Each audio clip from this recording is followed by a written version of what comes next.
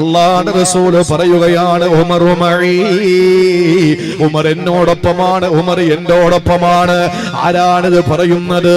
നമ്മളെല്ലാം കൊതിച്ചു പോകും തിരുനബി സല്ലല്ലാഹു അലൈഹി വസല്ലമയുടെ ചാരത്തം നണയാ, അവിടുത്തെയുടെ സ്നേഹമൊന്നു ലഭിക്കാ, അവിടുത്തെയുടെ താല്പര്യത്തിനൊത്തൊന്ന് ജീവിക്കാ, അവിടുത്തെയോടൊപ്പം ഒരു സെക്കൻഡെങ്കിലും ഒന്ന് കഴിയാ നമ്മൾ കൊതിച്ചെങ്കിൽ എന്റെ പ്രിയപ്പെട്ടവരെ, അല്ലാഹുവിന്റെ റസൂൽ പറയുന്നു ഉമർ എന്നോടൊപ്പമാണ്, ഉമർ എന്നോടൊപ്പമാണ്. ഉമർ, ഞാൻ ഉമറിനോടൊപ്പമാണ്. സുബ്ഹാനല്ലാഹ്, ഇതിലും വലിയ സർട്ടിഫിക്കറ്റ് വേറെ വേണോ? ലജ്നാന് മലമടക്കുകൾ ആട്ടിൻപട്ടങ്ങളെ തെളിച്ചു നടന്നിരുന്ന ഉമറേ, ഖത്താബിന്റെ ഹംദമയുടെ മകനായി ജനിച്ച ഉമറേ, ബനൂ അദിയ ഗോത്രത്തിൽ പിറന്ന കുഞ്ഞേ ഉമറേ, ഉമറേ, നിനക്ക് അല്ലാഹു തന്ന ഭാഗ്യം എത്ര വലുതാണ്.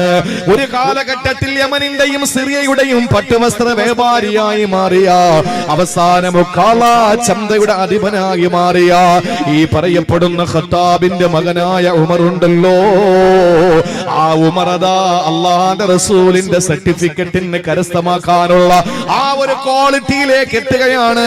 അതാണ് റസൂലുള്ളാഹി പറഞ്ഞത്, ഉമറു മഈ വഅന മഅ ഉമർ, ഉമർ എന്നോടൊപ്പമാണ്, ഞാൻ ഉമറിനോടൊപ്പമാണ്. വൽ ഹഖു മഅ ഉമർ ഹൈസു കാ, ഉമറിനോടൊപ്പമാണ് സത്യമുള്ളത്. അത് എവിടെയാണെങ്കിലും ശരി, ഉമർ എവിടെയാണെങ്കിലും സത്യം ഉമറിനോടൊപ്പമാണ്. ആ സത്യത്തിന്റെ സംസ്ഥാപനത്തിന് വേണ്ടി അല്ലാഹു തെരഞ്ഞെടുത്ത വ്യക്തിയാണ് ഉമർ എന്ന് പറഞ്ഞാൽ ആ പേരല്ലയോ ഉമറുൽ ഫാറൂഖ്. അസത്യത്തിന്റെ വക്താക്കളെ സത്യത്തിന്റെ സന്ദേശം ഓടിക്കൊടുത്ത ഉമർ തങ്ങളാ. എന്റെ പ്രിയപ്പെട്ട സഹോദരങ്ങളെ, അല്ലാഹുവിന്റെ ഹബീബ് സല്ലല്ലാഹു അലൈഹി വസല്ലമ തങ്ങളുടെ മുന്നിൽ ഒരിക്കൽ അതാ ജിബ്രീൽ അലൈഹിസ്സലാത്തു വസ്സലാം കടന്നു വരികയാണ്. എന്നിട്ട് ഉമറുൽ ഫാറൂഖ് റളിയല്ലാഹു അൻഹുവിന്റെ മഹത്വം പറയുമ്പോ, ഉമർ തങ്ങളെ പറ്റിയിട്ട് പ്രസംഗിക്കുമ്പോ, ഉമർ തങ്ങൾ എങ്ങനെയാണ് ഇസ്ലാമിലേക്ക് കടന്നു വന്നതെന്ന് പറയാതിരിക്കാൻ നിവൃത്തിയില്ലല്ലോ. നമ്മൾ അറിയുന്നത് പോലെ ദാറുൻ നദവയുടെ ക്യാബിനറ്റ് യോഗത്തിൽ വെച്ച് ആരടാ മുഹമ്മദിനെ കൊല്ലുന്നതെന്ന് ചോദിച്ചപ്പോ, ഞാനടാ മുഹമ്മദിനെ കൊല്ലുന്നത് എന്ന് പറഞ്ഞ് ഊരിപ്പിടിച്ച വാളുമായി അല്ലാഹുവിന്റെ റസൂലിന്റെ ശിരസെടുക്കാൻ തലയെടുക്കാൻ പാഞ്ഞെടുത്ത ഖത്താബിന്റെ മകൻ ഉമർ ഉണ്ടല്ലോ. ആ ചരിത്രം നമ്മൾ കേട്ടിട്ടുണ്ട്. പക്ഷേ ഇനിയൊരു ചരിത്രം നിങ്ങൾ കേട്ടോ.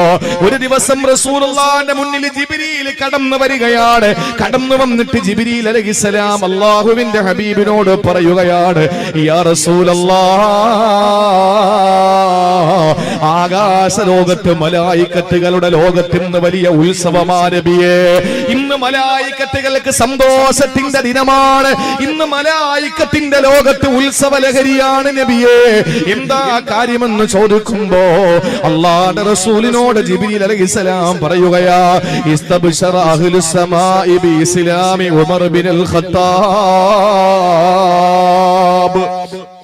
ഉമർ റളിയല്ലാഹു അൻഹു ഇസ്ലാമിലേക്ക് കടന്നു വന്നതിന്റെ പേരിൽ അല്ലാഹുവിന്റെ മാലാഖമാരുടെ ലോകത്ത് വലിയ സന്തോഷമാണത്രേ. സഹോദരങ്ങളെ, സന്തോഷത്തിന്റെ ലഹരിയിലാണ്, ആനന്ദ തുന്തിലരാണ്. എന്താണ് കാരണമെന്നറിയോ?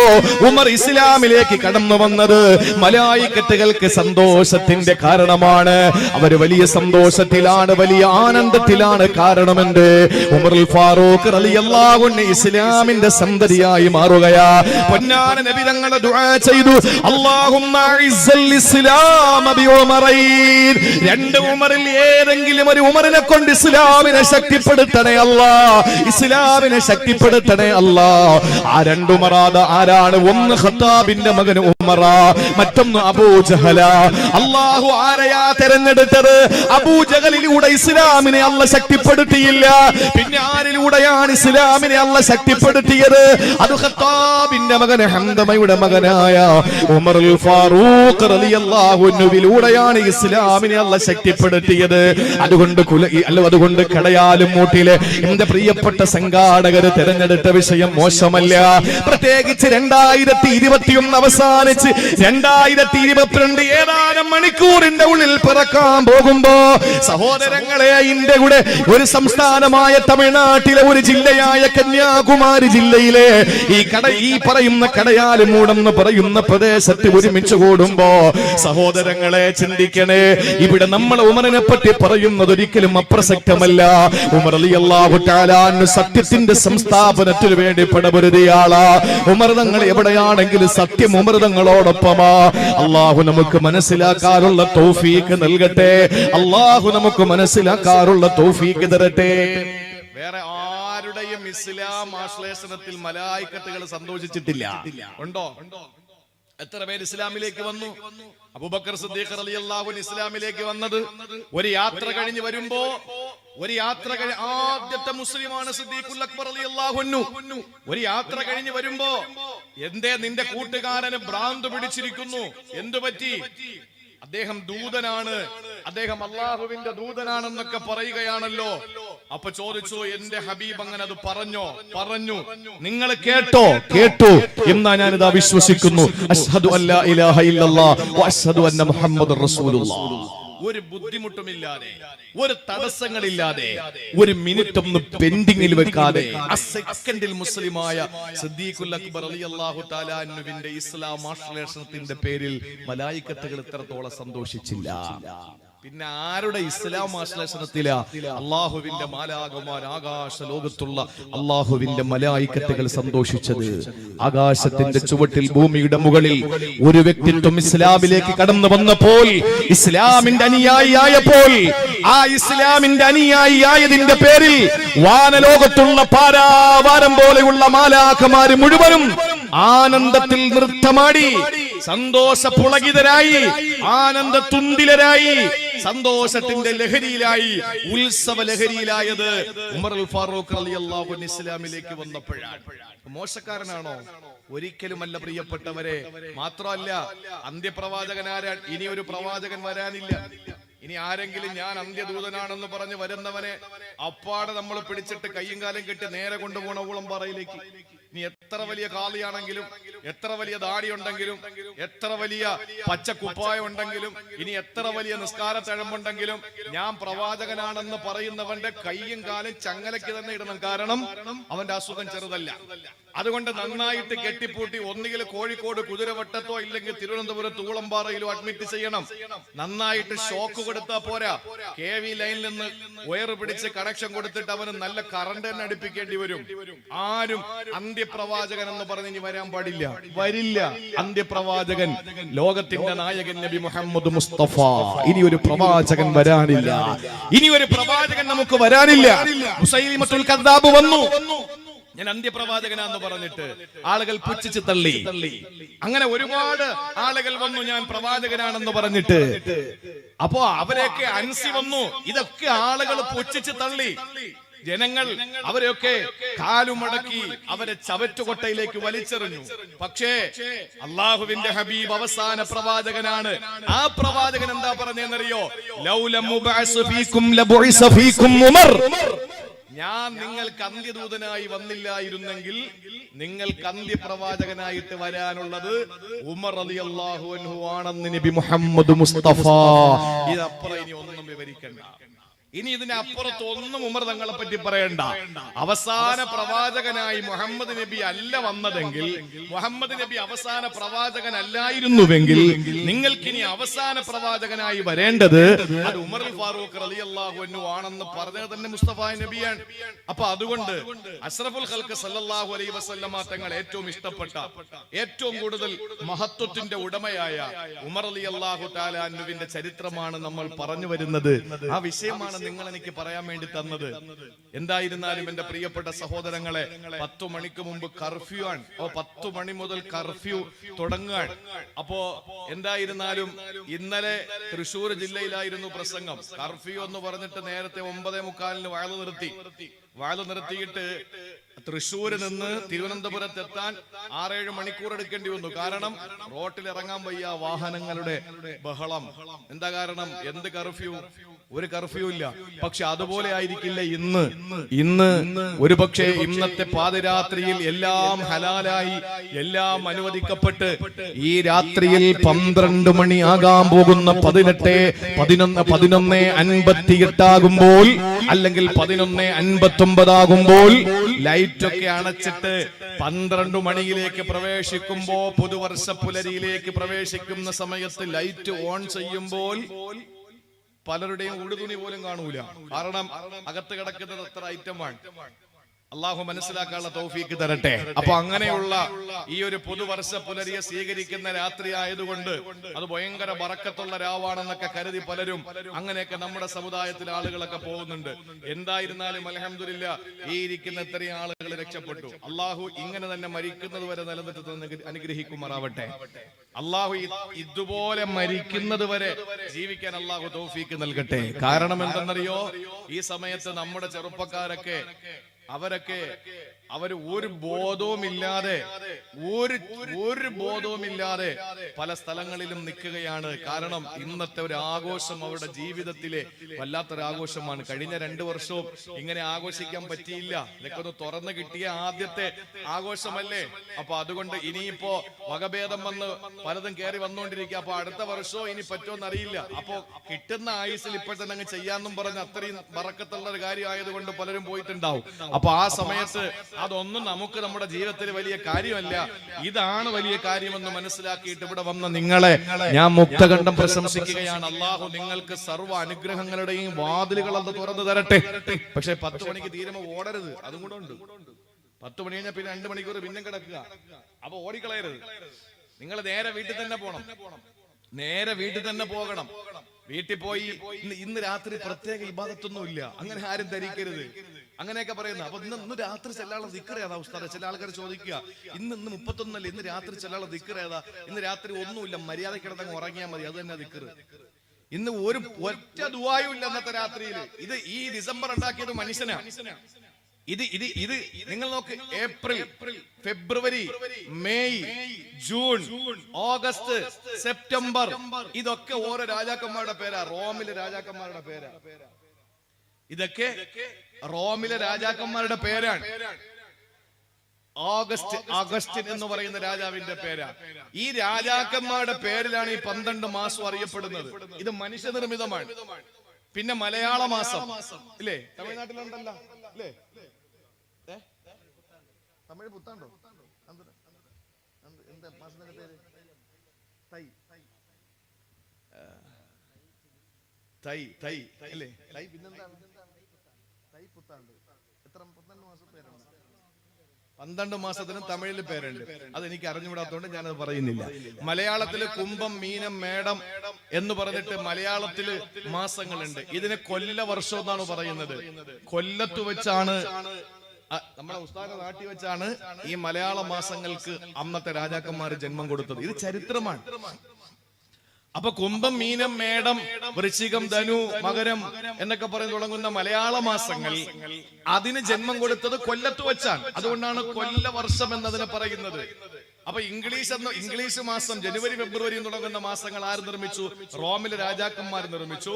ഈ പറയുന്ന മലയാളത്തിലെ മാസങ്ങൾ മലയാളത്തിലെ കൊല്ലത്ത് വെച്ച് നിർമ്മിച്ചു. ഈ തമിഴില് ഈ പറയപ്പെടുന്നത് തമിഴ്നാട്ടിൽ എവിടെ വെച്ചുണ്ടായിരിക്കും.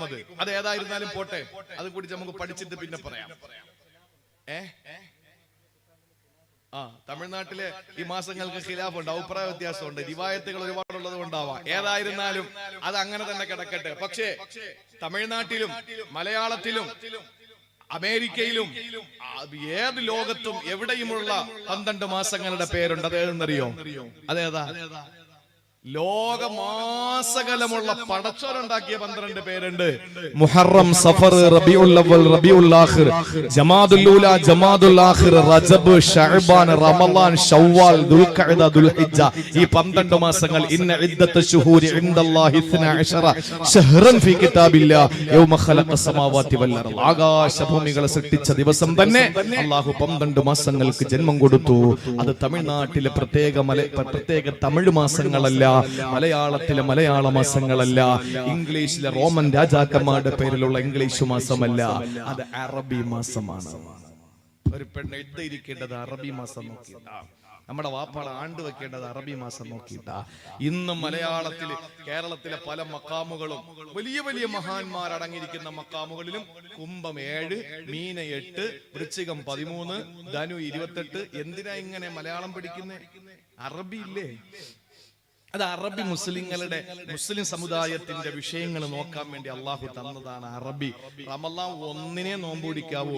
കഴിഞ്ഞ വർഷം മെയ് 10-നായിരുന്നു. അതുകൊണ്ട് ഇപ്രാവശ്യം മെയ് 10-ന് റമളാന്റെ നോമ്പ് പിടിക്കുമെന്ന് പറഞ്ഞാൽ ശരിയാവൂല. കയറി വരും. ഇപ്പൊ ചൂട് മാസത്തിലേക്കാ വരുന്നത്. ഏതായിരുന്നാലും സഹോദരങ്ങളെ, ഇന്നത്തെ രാത്രിയിൽ പ്രത്യേക പ്രാർത്ഥനയോ ദിക്റോ ദുആയോ തസ്ബീഹ് നിസ്കാരോ അങ്ങനെ ഒന്നുമില്ല. ഇന്നത്തെ രാത്രി ചെയ്യാനുള്ള ഏറ്റവും നല്ല ഇബാദത്ത് 10 മണി കഴിഞ്ഞാൽ ബിസ്മിക റബ്ബി വളഅതു ജംബി അല്ലാഹുമ്മ ബിസ്മിക അമൂതു വഹിയ, ഒരൊറ്റ ബ്ലാങ്കറ്റ് അങ്ങോട്ട് മൂടി ഒരൊറ്റ ഉറക്കം. അല്ലാതെ വേറെ ഒന്നും ഈ രാത്രി ഇബാദത്തില്ല. അതാ നമ്മളെ ചെയ്യേണ്ടത്. ഭർത്താവ് വിരിപ്പിലുണ്ടോന്ന് നോക്കേണ്ടത് ഭാര്യയുടെ ജോലിയാണ്. മോൻ അടുത്തുണ്ടോന്ന് ഉമ്മയുടെ ജോലിയാണ് നോക്കേണ്ടത്. ഇത് നിങ്ങൾ നോക്കണം. സ്ത്രീകളുടെ ജോലി അതാണ്. അടുത്ത് കിടപ്പുണ്ടോ നോക്കിക്കൊള്ളണം. അത് നിങ്ങൾ നോക്കണം. അല്ല നിങ്ങളും കൂടെ ഇറങ്ങി ഓടരുത് ആഘോഷിക്കാൻ വേണ്ടിയിട്ട്. അള്ളാഹു മനസ്സിലാക്കാനുള്ള തൗഫീക്ക് നൽകി അനുഗ്രഹിക്കുമാറാവട്ടെ. അതുകൊണ്ട് അള്ളാഹുവിന്റെ റസൂൽ പറഞ്ഞു, ഞാനല്ല നിങ്ങൾക്ക് അന്ത്യപ്രവാചകനായി വന്നതെങ്കിൽ നിങ്ങൾക്ക് വരാനുള്ള ആള് അത് ഉമറായിരുന്നു എന്ന് ആരംഭപ്പൂവായ സല്ലല്ലാഹു അലൈഹി വസല്ലമ തങ്ങൾ പറഞ്ഞുവെങ്കിൽ എന്റെ പ്രിയപ്പെട്ട സഹോദരങ്ങളെ, ഉമർ റളിയല്ലാഹു തആല അൻഹു ചില്ലറക്കാരനല്ല. വിശാലമായി നീട്ടിപ്പരത്തി പറയാൻ നമുക്ക് സമയമില്ല. ഞാൻ പറയുന്നു, ഉമർ റളിയല്ലാഹു തആല അൻഹു വലിയ മനുഷ്യനാണ്. അദ്ദേഹത്തിന്റെ ധൈര്യം. 2 ഉദാഹരണം ഞാൻ പറയാം. ഒന്ന് ഞാൻ പറഞ്ഞിട്ട് ഇൻഷാ അല്ലാഹ് ബാക്കി പിന്നെ ആവട്ടെ. ഒരെണ്ണം ഞാൻ പറയാം. നിങ്ങൾ നോക്ക്, മഹാനായ പ്രവാചകൻ അഷ്റഫുൽ ഖൽഖ് സല്ലല്ലാഹു അലൈഹി വസല്ലമ തങ്ങൾ ദാറുൽ അർഖം എന്ന് പറയുന്ന അർഖം തങ്ങളുടെ വീട്ടിൽ രഹസ്യമായി ഇബാദത്ത്, രഹസ്യമായി പ്രബോധനം നടത്തിക്കൊണ്ടിരിക്കുകയാണ്. ഇന്ന് ഉംറയ്ക്ക് പോകുമ്പോ ഉസ്താദിനോട് ചോദിക്കണം, ഈ അർഖം തങ്ങളുടെ വീട് എവിടാന്ന് പറഞ്ഞു തരും. സഫ മലയിൽ നിന്ന് മർവ മലയിലേക്ക് പോകുമ്പോ ഈ സഫ മലയിൽ നിന്ന് അങ്ങോട്ട് ഇറങ്ങുന്ന സ്ഥലത്ത് വലത് സൈഡിൽ അവിടെയാണ് അർഖം റളിയല്ലാഹു അൻഹുവിന്റെ വീട്. ആ വീട്ടിൽ നബിതങ്ങൾ വളരെ രഹസ്യമായി ദഅവത്ത് നടത്തിക്കൊണ്ടിരിക്കുകയാണ്. ആരും അറിയരുത്, ആരും അറിയാൻ പാടില്ല. വളരെ രഹസ്യമായി, ശത്രുക്കളുടെ പീഡനം സഹിക്കാൻ കഴിയാതെ വളരെ രഹസ്യമായി ദഅവത്ത് നടത്തിക്കൊണ്ടിരിക്കുമ്പോൾ ഒരു ദിവസം ഉമർ റളിയല്ലാഹു തആല അൻഹു കടന്നു ചെന്നു. മുസ്ലിമായതിനു ശേഷമാണ് ചെന്നിട്ട് ചോദിച്ചു, നബിയേ, നിങ്ങൾ പറയുന്നത് സത്യമല്ലേ? നിങ്ങൾ പറയുന്നത് ഹഖല്ലേ? നിങ്ങൾ പറയുന്നത് യാഥാർത്ഥ്യമല്ലേ? അല്ലാഹു റബ്ബുൽ ഇസ്സത്തിനെ മാത്രമേ സുജൂദ് ചെയ്യാവൂ എന്ന് മനുഷ്യനിർമ്മിതമായ മനുഷ്യബുദ്ധിയെ പരസ്യമായിട്ട് അവഹേളിക്കുന്ന ശിലാവിഗ്രഹങ്ങളുടെ മുമ്പിൽ, ലാത്തയുടെ, ഉസ്സയുടെ, മനാത്തയുടെ, യഊഖിന്റെ, യഊസിന്റെ, നസ്റിന്റെ മുമ്പിൽ ചെന്ന് നമ്മുടെ സങ്കടങ്ങൾ പറയാൻ പാടില്ല. പറയാൻ നമുക്കുള്ളത് പടച്ചവനെ മാത്രമാണ്. ഈ പറയുന്നത് തൗഹീദാണ്, അല്ലാഹുവാണ്. ആ പടച്ച തമ്പുരാനെ പറ്റി പറയുന്നത് സത്യമല്ല നബിയേ. അങ്ങ് പ്രതിനിധാനം ചെയ്യുന്ന പരിശുദ്ധമായ ഇസ്ലാം, ഞങ്ങൾ വിശ്വസിച്ച ഇസ്ലാം, അല്ലാഹുവിന്റെ ദൂതരെ ഹക്കാണോ അല്ലയോ? നിങ്ങൾ അത് പറ. ഉമറേ, നീ എന്തായി ചോദിക്കുന്നത്? ഹക്കാണ് ഉമറേ. പിന്നെ എന്തിനാ നബിയെ രഹസ്യമായി പ്രബോധനം ചെയ്യുന്നത്? പരസ്യമാക്കി കൂടെ അത്? ഉമറേ, നിനക്കറിയില്ലേ, പീഡനങ്ങൾ ഒരുപാടാണ്. അബൂജഹലിന്റെ, അബൂലഹബിന്റെ, അബൂസുഫിയാന്റെ, ഉതുബത്തിന്റെ, സൈബത്തിന്റെ ഭീകരമായ താണ്ഡവം കൊണ്ട് സഹാബത്ത് പൊറുതിമുട്ടുമ്പോ രഹസ്യമായി ദഅവത്ത് നടത്തിക്കൊണ്ടിരിക്കുന്ന നബി തങ്ങളുടെ കൈപിടിച്ചിട്ട് ഉമർ റളിയല്ലാഹു തആല അൻഹു കഅബാലയത്തിലേക്ക് മാർച്ച് ചെയ്യുകയാ. തൊട്ടടുത്താണല്ലോ കരിമ്പടം പുരച്ച കറുത്ത സുന്ദരിയായ കഅബാലയമുള്ളത്. ഓ കഅബാലയത്തിന്റെ മുന്നിലേക്ക് കടന്നുപോയി ഖത്താബിന്റെ മകൻ ഉമർ തങ്ങള് അല്ലാഹുവിന്റെ റസൂലിന്റെ റിസാലത്തിന്റെ വിരലുകളെ ചേർത്തു പിടിച്ച്, ആരടാ എന്റെ റസൂലുള്ളാഹിനെ നോക്കുന്നത്? ആരടാ എന്റെ ഹബീബിന്റെ ദഅവത്തിനെ തടയുന്നത്? ആരടാ എന്റെ മുത്തിനെ പറ്റിയിട്ട് മോശം പറയുന്നത്? ഏകനായ സർവശക്തനായ അല്ലാഹുവിനെ പരിചയപ്പെടുത്തുമ്പോ ലാത്തയുടെ മക്കളെ, ഉസ്സയുടെ മക്കളെ, മനാത്തയുടെ മക്കളെ, ധൈര്യമുണ്ടെങ്കിൽ വാടാ എന്ന് പറഞ്ഞ് പരസ്യമായിട്ട് അർഖം തങ്ങളുടെ വീട്ടിൽ നിന്ന് പിടിച്ചിറക്കിയിട്ട് കഅബാലയത്തിന്റെ കഅബാലയത്തിന്റെ 4 ഭാഗത്ത് അവിടെ ഇരുന്ന് സറ പറഞ്ഞുകൊണ്ടിരിക്കുന്ന, സല്ലപിച്ചുകൊണ്ടിരിക്കുന്ന, തമാശ പറഞ്ഞുകൊണ്ടിരിക്കുന്ന മക്കയിലെ ഫാസിസ്റ്റുകളുടെ മുന്നിൽ, മക്കയുടെ മുശ്രിക്കുകളുടെ മുന്നിലേക്ക് ഇറങ്ങിച്ചെന്ന ഇസ്ലാമിനെ പരസ്യപ്പെടുത്താൻ ആദ്യമായി രംഗത്ത് വന്ന മഹാനായ ഉമർ ഉണ്ടല്ലോ. അതുകൊണ്ടാണ് റസൂലുള്ള പറഞ്ഞത് ലൗലം മുബഅസ് ഫീകും ലബുഇസ ഫീകും ഉമർ, ഞാൻ നിങ്ങൾക്ക് വന്നില്ലെങ്കിൽ അന്ത്യദൂതനാരാ? അത് ഉമറാണ്, ഉമറാണ്, ഉമറാണെന്ന് റസൂലുള്ള പറഞ്ഞത്. ഒരു കാര്യം കൂടി പറയാ, ഇത് തന്റെ ഇടത്തിന്റെ പ്രതീകമാണ്, ഇത് ആണത്വത്തിന്റെ പ്രതീകമാണ്, ഇത് ചങ്കൂറ്റത്തിന്റെ പ്രതീകമാണ്. എന്നാൽ ഒന്നുകൂടി കേട്ടോ, പരിശുദ്ധമായ ഹിജ്റയുടെ കാലം വന്നു. അള്ളാന്റെ ഹബീബിന് 53-ാമത്തെ വയസ്സിലാണ് കൊടിയ പീഡനങ്ങൾ, മർദ്ദനങ്ങൾ സഹിക്കാൻ കഴിയാതെ സഹാബാക്കള് പലരും അവിടെ നിന്ന് നാട് വിടുകയാ. മദീനയിലേക്ക് പലായനം ചെയ്തു പോകുമ്പോ ആ കൂട്ടത്തിൽ എല്ലാവരും ഒളിച്ചാണ് പോകുന്നത്. അള്ളാന്റെ ഹബീബ് പോയതെങ്ങനാണ്? ആരും കണ്ടില്ല. കിടക്കുന്ന വിരിപ്പിൽ അലി റളിയല്ലാഹു അൻഹുവിനെ കിടത്തിയിട്ട് വജഅൽനാ മിൻ ബൈനി ഐദീഹിം സദ്ദാ വമിൻ ഖൽഫിഹിം സദ്ദാ ഫഅഗ്സൈനാഹും ഫഹും ലാ യുബ്സിറൂൻ എന്ന് പറഞ്ഞ് ഒരു പിടി മണ്ണ് വാരി ശത്രുക്കളുടെ നേരെ വലിച്ചെറിഞ്ഞുകൊണ്ട് അവിടെ നിന്ന് മദീനത്തേക്ക് പോകുമ്പോ സിദ്ദീഖ് തങ്ങളെ സന്തത സഹചാരിയായ നിഴലായി കൂടെ ഉണ്ട്. അങ്ങനെ അള്ളാന്റെ ഹബീബും അബൂബക്കർ തങ്ങളും ഒളിച്ചാണ് പോകുന്നത്. പലരും ഒളിച്ചുപോയി, പലരും ഒളിച്ചും പാത്തും പൊതുങ്ങിയും അതാ മദീനയിലേക്ക് പോകുമ്പോ ഒരു ദിവസം അതാ പാറപ്പുറത്ത് കയറി നിൽക്കുകയാണ്. ആരാ?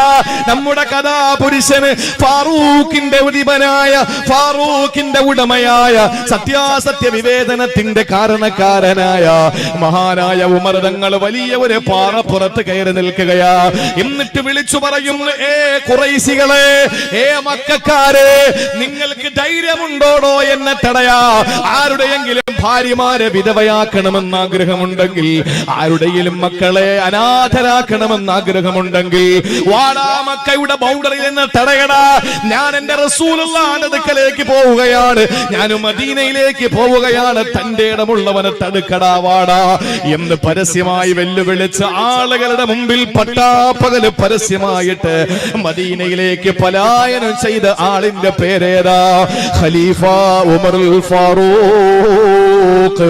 തന്റെ ഇടത്തിന്റെ പ്രതീകം, തന്റെ ഇടത്തിന്റെ പര്യായ സയ്യിദുനാ ഉമറുൽ ഫാറൂഖ് റളിയല്ലാഹു തആല അൻഹു.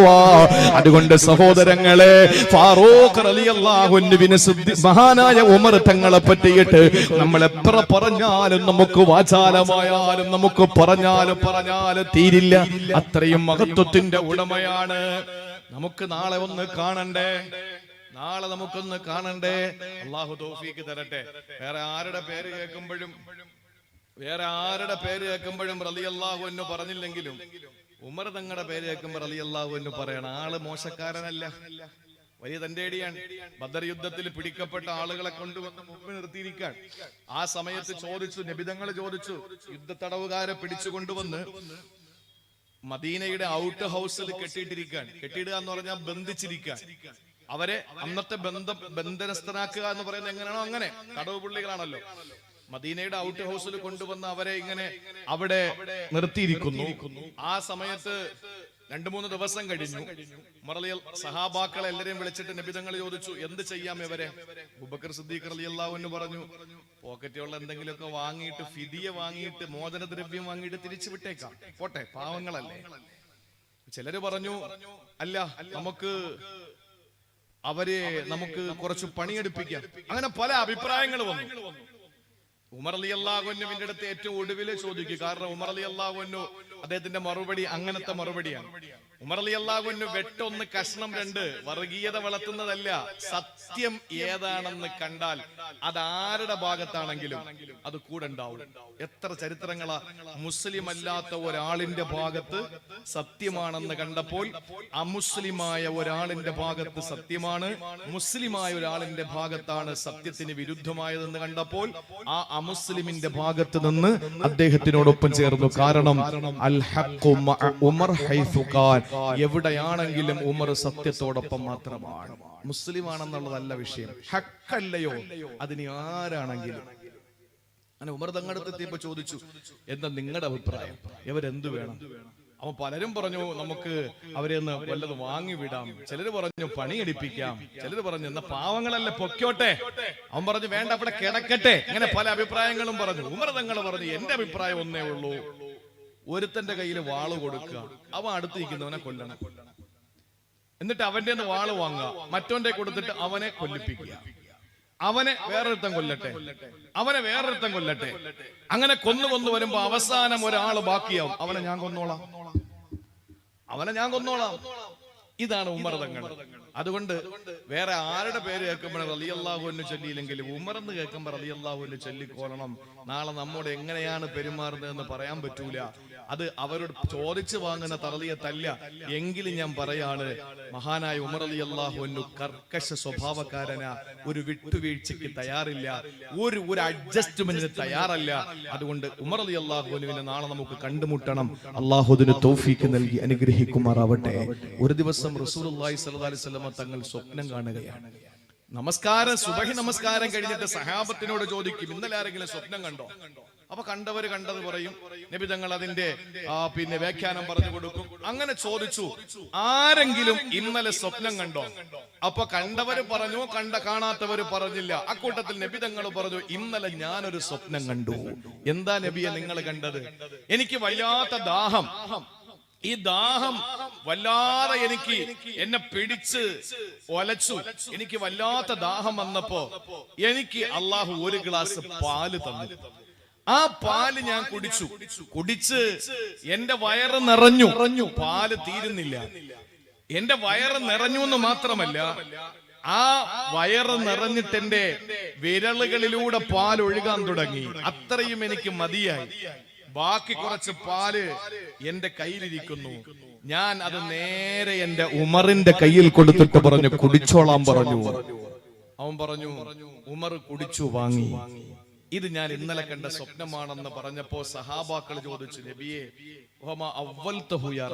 ഇതിന്റെ വ്യാഖ്യാനം എന്താണ്?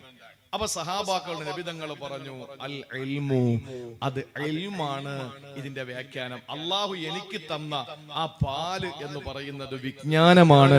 അത് ഞാൻ കുടിച്ചതിന്റെ ബാക്കി കൊടുത്തത് ഉമറിനാണ്. അപ്പൊ ഉമർ റളിയല്ലാഹു അൻഹു വിജ്ഞാനത്തിൽ ഏറ്റവും മുമ്പന്തിയിലാവൂലേ? ഇനി മറ്റൊരു ദിവസം നബി തങ്ങൾ സല്ലല്ലാഹു അലൈഹി വസല്ലം പറഞ്ഞു, ഇന്ന് ആരെങ്കിലും സ്വപ്നം കണ്ടോ? കണ്ടു. എന്താ കണ്ടത് പറഞ്ഞു. ചിലര് പറഞ്ഞു കണ്ടില്ല. എന്നാ ഞാൻ കണ്ടു സഹാബ. എന്താ നബിയെ നിങ്ങൾ കണ്ടത്? ഞാൻ ജനങ്ങളെ മുഴുവനും എന്റെ മുമ്പിൽ അള്ളാഹു ഹാജരാക്കുന്നതായി കണ്ടു.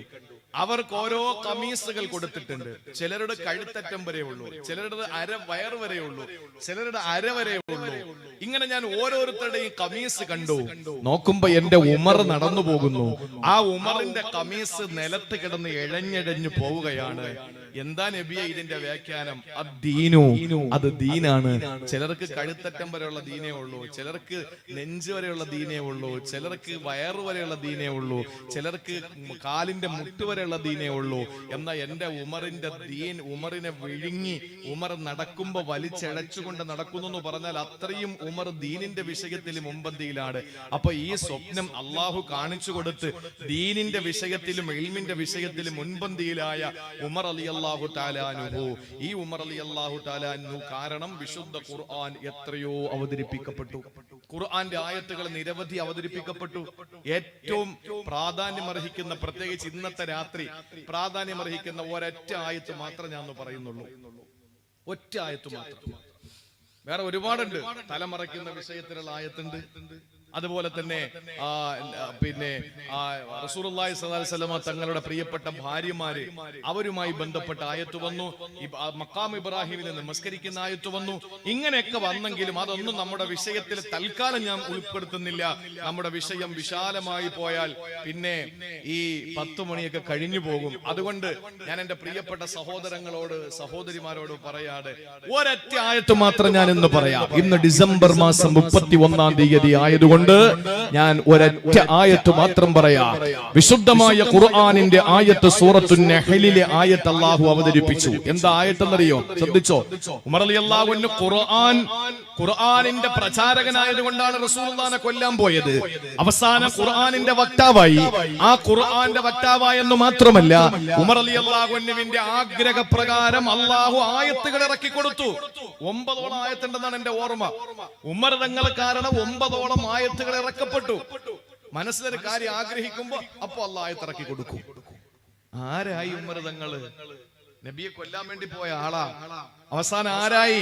ഉമർ തങ്ങളുടെ മനസ്സിന്റെ ഇംഗിതത്തിന്, ആഗ്രഹങ്ങൾക്ക് അല്ലാഹു തആല ആയത്തിറക്കി കൊടുക്കുന്ന ഒരവസ്ഥയുണ്ടായി. ഒരിക്കൽ വിശുദ്ധ ഖുർആൻ സൂറത്തുൻ നഹ്ലിലെ ഒരു ആയത്തിറങ്ങി. ശ്രദ്ധിച്ച് കേട്ടോളി. ഈ പറയുന്നത് ആണുങ്ങളും പെണ്ണുങ്ങളും ഒക്കെ കേട്ടോളി. കാരണം ഇത് പണ്ടാണെങ്കിൽ ആണുങ്ങൾക്ക് മാത്രം പറഞ്ഞാൽ മതി, ഇപ്പൊ പെണ്ണുങ്ങൾക്ക് കൂടെ പറയേണ്ട കാലമാണ്. ഏതാ? സൂറത്തുൻ നഹ്ലിലെ ഈ ആയത്ത് അവതരിപ്പിക്കപ്പെടുകയാണ്. ആദ്യമായി അല്ലാഹു തആല ഈ ആയത്ത് അവതരിപ്പിച്ചുകൊണ്ട് വിശുദ്ധമായ ഖുർആൻ സൂറത്തുൻ നഹ്ലിലൂടെ അല്ലാഹു തആല പഠിപ്പിച്ചു കൊടുത്തത് വമിന സമറാത്തിൻ നഖീൽ ومن ثمرات النخيل والأعناب تتخذون منه سكرا ورزقا حسنا. സൂറത്തുൻ നഹ്ലിലെ ഈ ആയത്ത് അല്ലാഹു അവതരിപ്പിക്കുകയാ. വമിന സമറാത്തിൻ നഖീൽ, അല്ലാഹു പറയുകയാണ് ഈത്തപ്പനയുടെ സമറത്തിൽ നിന്ന്, അതിന്റെ ഫലത്തിൽ നിന്ന്, ഈത്തപ്പനയുടെ ഈത്തപ്പഴത്തിൽ നിന്ന്, അതുപോലെ വൽ അഅ്നാബി മുന്തിരികളിൽ നിന്ന്, മുന്തിരിയിൽ നിന്നും ഈത്തപ്പഴത്തിൽ നിന്ന്, തത്തഖിദൂന മിൻഹു സക്റൻ വറിസ്ഖൻ ഹസനാ, നല്ല മധുരമുള്ള പാനീയം നിങ്ങൾ നിർമ്മിക്കുമെന്ന് അല്ലാഹുവിന്റെ പരിശുദ്ധ ഖുർആൻ. അറിയില്ലേ സഹോദരങ്ങളെ, ഈ പാനീയം ഏതാണെന്ന് നിങ്ങൾക്കറിയില്ലേ? വിശുദ്ധ ഖുർആൻ സൂറത്തുൻ നഹ്ലിൽ അല്ലാഹു അവതരിപ്പിച്ച ഈ ആയത്ത് എന്താണ്? ഈ ആയത്തിന്റെ അർത്ഥം ഈത്തപ്പനയിൽ നിന്നും, അതുപോലെ ഈത്തപ്പഴത്തിൽ നിന്നും, അതുപോലെ മുന്തിരിയിൽ നിന്ന് നിങ്ങൾ നല്ല മനോഹരമായ പാനീയം നിങ്ങൾ ഉണ്ടാക്കുമെന്ന എന്ന് പറഞ്ഞാൽ കള്ളുണ്ടാക്കുമെന്നാണ് അതിന്റെ അർത്ഥം. ഈ ആയത്ത് അല്ലാഹു തആല ഇറക്കുമ്പോ സഹോദരങ്ങളെ, ഒരു വിഭാഗം സഹാബത്ത് വല്ലാതെ ആശങ്കയിലായി. കാരണം അവര് ചിന്തിച്ചു എന്തായി പറയുന്നത്? മനുഷ്യൻ ഇങ്ങനെ ഈ ഈത്തപ്പഴത്തിൽ നിന്നും, അതുപോലെ മുന്തിരിയിൽ നിന്നും ഇങ്ങനെ ഉൽപ്പാദിപ്പിക്കപ്പെടുന്ന ഈ വസ്തുക്കൾ കുടിച്ചാൽ അവന്റെ സാമ്പത്തിക നട്ടം വരില്ലേ? അവന്റെ മാനസികമായ നിലതെറ്റി പോകൂലേ? അതുപോലെ ശാരീരികമായി അവന് തളർന്നു പോകൂലേ? അങ്ങനെ ഒരു ചിന്ത കടന്നു വന്നപ്പോ ഇതാ സഹോദരങ്ങളെ, രണ്ടാമത്തെ ആയത്തിറക്കുകയാ. അല്ലാഹുവിന്റെ പരിശുദ്ധ ഖുർആൻ സൂറത്തുൽ ബഖറയിലെ രണ്ടാമത്തെ ആയത്ത് അല്ലാഹു അവതരിപ്പിക്കുകയാ. എന്താണെന്നറിയോ? ഈ മഹാനായ ഉമർ റളിയല്ലാഹു തആല നബി തങ്ങളുടെ മുന്നിൽ വന്നിട്ട് പറഞ്ഞു, യാ റസൂലല്ലാഹ്, സൂറത്തുൻ നഹ്ലിലെ ഈ ആയത്തിൽ എനിക്കൊരു കാര്യം പറയാനുണ്ട്. അല്ലാഹു പറഞ്ഞത് ഈ ഈത്തപ്പഴത്തിൽ നിന്നും മുന്തിരിയിൽ നിന്ന് കള്ളുണ്ടാക്കുന്ന വിഷയമല്ല പറയുമ്പോ, ഇത് മനുഷ്യന്റെ ശാരീരികമായ എല്ലാ ആരോഗ്യത്തിനും അത് ഹാനികരമല്ലേ? അതുപോലെ മാനസികമായ വിഭ്രാന്തിയിലാകൂലേ? അതുപോലെ സാമ്പത്തികമായി തളർന്നു പോകൂലേ? അതുകൊണ്ട് ഒരു അഭിപ്രായം അങ്ങ് പറയുമോ? ഇതിനെപ്പറ്റി ഒന്ന് അള്ളാഹുവിനോട് ചോദിക്കുമോ? ആ സമയത്താണ് നബി തങ്ങൾക്ക് രണ്ടാമത്തെ ആയത്തല്ല ഇറക്കി കൊടുക്കുന്നത്. സൂറത്തുൽ ബഖറയിലാണത്. അള്ളാഹുവിന്റെ ഹബീബിനോട് അല്ലാഹു പറയുകയാ, യസ്അലൂനക അനിൽ ഖംരി വൽ മൈസിരി ഖുൽ ഫീഹിമാ ഇസ്മുൻ കബീർ വമനാഫിഉ ലിന്നാസ്. അല്ലാഹുവിന്റെ വിശുദ്ധമായ ഖുർആനിന്റെ രണ്ടാമത്തെ ആയത്ത് ഇറങ്ങുകയാ. ഇതിന് കാരണക്കാരൻ ഉമർ തങ്ങളാ. എന്താണ് അതിന്റെ അർത്ഥമെന്നറിയോ? നബിയെ, അങ്ങയുടെ മുമ്പിൽ വന്ന് ഈ കള്ളിനെ പറ്റി ചോദിക്കുന്ന ഒരു സമൂഹമുണ്ട്. അത് ഉമർ തങ്ങളെ പറ്റിയാണ്.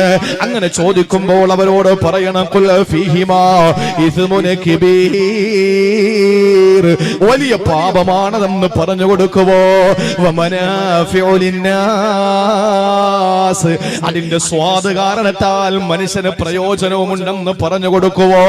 എന്നിട്ട് അല്ലാഹു വീണ്ടും പറഞ്ഞു, വയസ്മുഹുമാ അക്ബറു മിൻ നഫഇഹിമാ, അതിന്റെ പ്രയോജനത്തെക്കാൾ അപകടം, അതിന്റെ പ്രയോജനത്തെക്കാൾ വലുത് അതിന്റെ അപകടമാണ്.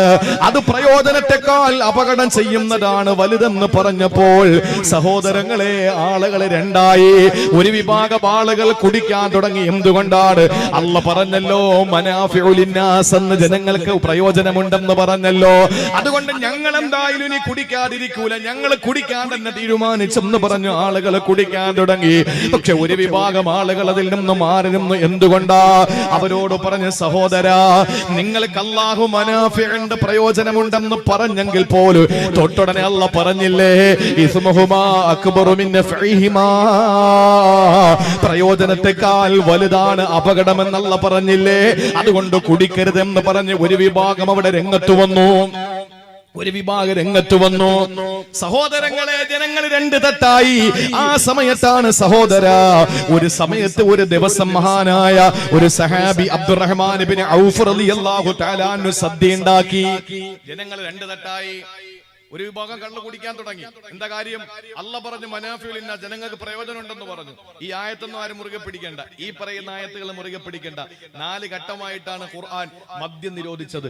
ഒറ്റയടിക്ക് നിർത്താൻ പറഞ്ഞാൽ അവര് കേൾക്കൂല. കള്ളു കുടിയന്മാര് ഒറ്റയടിക്ക് നിർത്താൻ പറഞ്ഞാൽ കേൾക്കുവോ? പറ്റില്ല. 4 ഘട്ടമായി അല്ലാഹ് നിരോധിച്ചു. ഘട്ടമായിട്ട് അതായി പറയുന്നത്. ഒന്നാമത്തെ ഘട്ടമാണ് അള്ളാഹു പറഞ്ഞു ഇതിൽ ഉപയോഗം ആദ്യം പറഞ്ഞു നിങ്ങൾ ഇതിൽ നിന്ന് നല്ല മനോഹരമായ പാനീയം ഉൽപ്പാദിക്കുന്നു എന്ന് പറഞ്ഞു. രണ്ടാമത് അള്ളാഹു തആല ഇത് പടച്ചവനെ അബദ്ധം പറ്റിയതല്ല. എന്തേ പിന്നെ അള്ളാഹ് ഒറ്റയടിക്കങ്ങ് പറഞ്ഞ പോരായിരുന്നോ? ജനങ്ങളുടെ മനസ്സ്, സൈക്കോളജി, ജനങ്ങളുടെ മനസ്സിൽ തൊട്ട് അവരെ കൊണ്ട് തന്നെ ഇത് മോശമാണെന്ന് പറയിപ്പിക്കാനുള്ള ശ്രമമാണ്. നിങ്ങൾ നോക്കി ഘട്ടങ്ങൾ മനസ്സിലാക്കി നിങ്ങൾക്ക് തിരിയുന്നത്.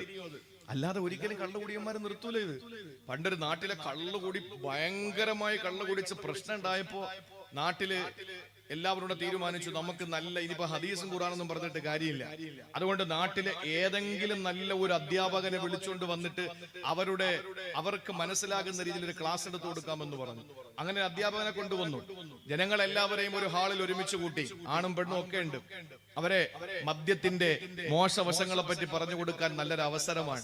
അങ്ങനെ അധ്യാപകൻ നല്ല മനോഹരമായ നിലയിൽ പ്രസംഗിച്ചതിന് ശേഷം ഇത് അവരെ കൊണ്ട് തന്നെ ബോധ്യപ്പെടുത്തണമല്ലോ.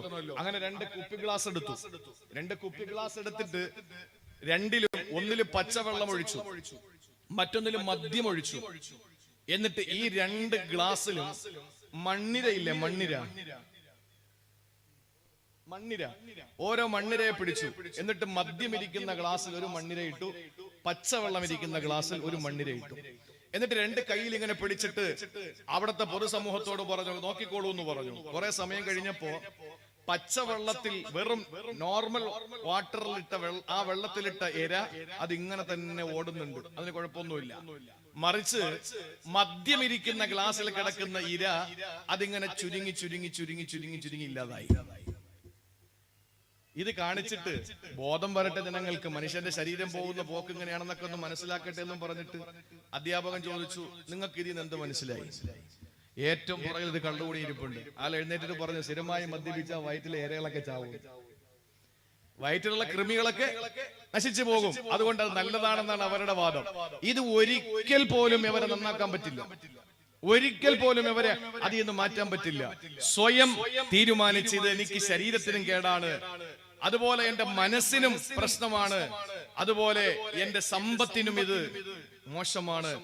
ഈ ക്രിസ്മസിലുണ്ടല്ലോ, കഴിഞ്ഞ 25-ന്റെ ആ പുലരിയിൽ 25-ന്റെ തലേ ദിവസം കുടിച്ച, അന്ന് മാത്രം കുടിച്ച, ഈ കേരളത്തിൽ കുടിച്ച്, നമ്മുടെ കേരളത്തിൽ, ഇവിടെ എത്രയെന്ന് എനിക്കറിയില്ല, നമ്മുടെ കേരളത്തില് കുടിച്ചു തീർത്തത് 65 കോടി രൂപയ്ക്ക്. 65 കോടി ഒറ്റ രാത്രി കൊണ്ട് കുടിച്ചു തീർത്തത് 65 കോടി. 10 വർഷം, 2010 മുതൽ 20 വരെ 10 വർഷം കുടിച്ചു തീർത്തത് കേരളത്തില് 1,15,00,000 കോടി രൂപയ്ക്ക്. 1,15,00,000 കോടി. ആലോചിച്ച് നോക്കിയേ, ഇതൊക്കെ എവിടെ പോകുന്നു? കള്ളുകൂടി വലിയ കള്ളുകൂടി പതുക്കെ നീ മരണത്തിലേക്ക് പോകുമെന്ന് പറഞ്ഞാൽ അവര് പറയും, ആരെങ്കിലും പെട്ടെന്ന് മരിക്കാൻ ഉദ്ദേശിക്കൂ? ഇല്ലല്ലോ, പതുക്കെ തന്നെ മരിക്കേണ്ടതെന്ന് പറയും. ഒരിക്കലും അവർക്കിത് ദഹിക്കില്ല, മനസ്സിലാകില്ല. അതുകൊണ്ട് തന്നെ ഘട്ടം ഘട്ടമായി വിശുദ്ധ ഖുർആൻ അവർക്ക് മദ്യത്തിന്റെ മോശവശങ്ങളെ പരിചയപ്പെടുത്തി കൊടുത്തു. ജനങ്ങൾ രണ്ടായി. ഒരു വിഭാഗം പറഞ്ഞു ഞങ്ങൾ കുടിക്കും, ഞങ്ങളുടെ റബ്ബ പറഞ്ഞത് ജനങ്ങൾക്ക് പ്രയോജനം ഉണ്ടെന്ന് പറഞ്ഞത്. ഒരു വിഭാഗം പറഞ്ഞു എടാ അങ്ങനെ പറഞ്ഞെങ്കിൽ പോലും അള്ള പറഞ്ഞില്ലേ അതിൽ കൂടുതലും അപകടമാണെന്ന്, അതുകൊണ്ട് കുടിക്കില്ല എന്ന് ഒരു വിഭാഗം തീരുമാനമെടുത്തു. അങ്ങനെ ഇരിക്കുമ്പോ മഹാനായ അബ്ദുറഹ്മാൻ ഇബ്നു ഔഫ് റളിയല്ലാഹു അൻഹു ഒരു സദ്യ ഉണ്ടാക്കി. ആ സദ്യ ഉണ്ടാക്കിയിട്ട് എല്ലാരെയും വിളിച്ചു. അവിടെ കുറച്ച് മദ്യം വിളമ്പി. ഇത് ആദ്യ സമയത്താണെന്ന് കരുതണം. ഈ പ്രസംഗത്തിന്റെ കുറച്ചു ഭാഗം മാത്രം മൊബൈലിൽ പിടിച്ചിട്ട് നമുക്കിപ്പോ ഇന്നയാള് പ്രസംഗിച്ച ഇതാണെന്ന് പറഞ്ഞ് നടക്കരുത്. അപ്പോ നമസ്കാരത്തിന് അവര് സദ്യ ഉണ്ടാക്കി, നമസ്കാരത്തിന് മദ്യം വിളമ്പി, സദ്യ കഴിച്ചു, മദ്യം വിളമ്പി. മഗ്രിബിന്റെ സമയമായി. മഗ്രിബിന്റെ സമയമായും പറഞ്ഞു എന്നാ പിന്നെ നമുക്ക് നിസ്കരിച്ചിട്ട് പിരിയാന്ന് പറഞ്ഞു. അങ്ങനെ ഇമാമത്ത് നിന്നു ഒരാൾ. അദ്ദേഹം ഓരോ സൂറത്തുൽ കാഫിറൂൻ. സൂറത്തുൽ കാഫിറൂൻ അറിയാലോ? ഖുൽ യാ അയ്യുഹൽ കാഫിറൂൻ ലാ അഅ്ബുദു മാ തഅ്ബുദൂൻ വലാ അൻതും അഅ്ബുദൂന മാ അഅ്ബുദു വലാ അന അഅ്ബുദു മാ അഅബത്തും വലാ അൻതും അഅ്ബുദൂന മാ അഅ്ബുദു ലക്കും ദീനുക്കും വലിയ ദീൻ. ഇതാണ് സൂറ. ഈ സൂറ ഇമാം ഓതി. പക്ഷെ ഇമാമ് അല്പം കഴിച്ചിട്ടുണ്ടായിരുന്നു. ഇതെന്ത് ചെയ്തു? ഓതി. ആദ്യ കാലഘട്ടത്തിലാന്ന് ഓർക്കണം. ഞാൻ എടുത്തെടുത്ത് പറയുന്നത് ഇത് മാത്രം കട്ട് ചെയ്യാൻ ചില മിടുക്കന്മാരിപ്പുണ്ട്. ഇതിന്റെ ഭാഗം മാത്രം കട്ട് ചെയ്യാൻ. പിന്നെ നാളെ മൊത്തം നമുക്കെതിരെയുള്ള വെടിവെപ്പായിരിക്കും ജോലി. അപ്പൊ അതുകൊണ്ടാണ് ഞാൻ എന്ത് ചെയ്യുന്നത്, ഇടയ്ക്കിടയ്ക്ക് ഇത് പറയുന്നത്. അപ്പൊ ഇത് കട്ട് ചെയ്യാൻ പറ്റൂല. അപ്പൊ ഇത് നിസ്കാരത്തിൽ ഇമാമത്തിൽ നിന്ന് ആള് കഴിച്ചു. അദ്ദേഹം എന്ത് ചെയ്തു? ഇല്ല ഒഴിവാക്കിയിട്ട് അങ്ങോട്ട് സൂറത്ത് ഓതി. ഈ ലായും മായും ഒഴിവാക്കിയിട്ട് സൂറത്ത് ഓതി. എങ്ങനെ? ഖുൽ യാ അയ്യുഹൽ കാഫിറൂൻ അഅ്ബുദു മാ തഅ്ബുദൂൻ വഅൻതും അഅ്ബിദൂന മാ അഅ്ബുദു വഅഅ്ബുദു മാ തഅ്ബുദൂൻ എന്ന് പറഞ്ഞിട്ട് അങ്ങോട്ട് ഓതി. ലായും മായും ഒഴിവാക്കി. അർത്ഥം നേരെ ഓപ്പോസിറ്റ് ആയി. എന്താ അർത്ഥം? യാ അയ്യുഹൽ കാഫിറൂൻ, കാഫിരീങ്ങളെ, ലാ അഅ്ബുദു മാ തഅ്ബുദു, നിങ്ങൾ ആരാധിക്കുന്നതിനെ ഞാൻ ആരാധിക്കുന്നില്ല. ഞാൻ ആരാധിക്കുന്നതിനെ നിങ്ങളും ആരാധിക്കുന്നില്ല. അതുകൊണ്ട് നിങ്ങൾ ആരാധിക്കുന്നതിനെ ഞാനും ആരാധിക്കുന്നില്ല, ഞാൻ ആരാധിക്കുന്നതിനെ നിങ്ങളും ആരാധിക്കുന്നില്ല. ലക്കും ദീനുക്കും, നിങ്ങൾക്ക് നിങ്ങളുടെ മതം, വലിയ ദീൻ എനിക്ക് എന്റെ മതം. ഇതാണ് അതിന്റെ അർത്ഥം.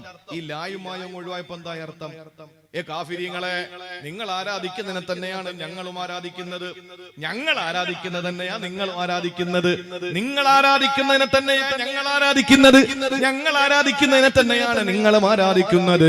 വിശുദ്ധ ഖുർആനിന്റെ തൗഹീദിന് വിരുദ്ധമായി അള്ളാഹുവിന്റെ ഖുർആനിന്റെ ലായും മായും ഒഴിവാക്കി ആ സമയത്ത് അതാ മൂന്നാമത്തെ ആയത്തിറങ്ങുകയാ. അള്ളാഹു എത്ര യുക്തിമാനാ! ഇതൊക്കെ ചെയ്യിപ്പിച്ചത് അള്ളാഹുവല്ലേ. വിശുദ്ധമായ ഖുർആനിലൂടെ മദ്യം ഒറ്റയടിക്കങ്ങ് നിർത്താൻ പറ്റില്ല. കാരണം ഞാൻ പറയാ, ആ സമയത്ത് അല്ലാഹുവിന്റെ വിശുദ്ധമായ ഖുർആനിന്റെ ആയത്തിറങ്ങുകയാണ്. എന്താണ് ആയത്തെന്നറിയോ? യാ അയ്യുഹല്ലദീന ആമനൂ ലാ തഖറബുസ് സ്വലാത വഅൻതും സുകറാ.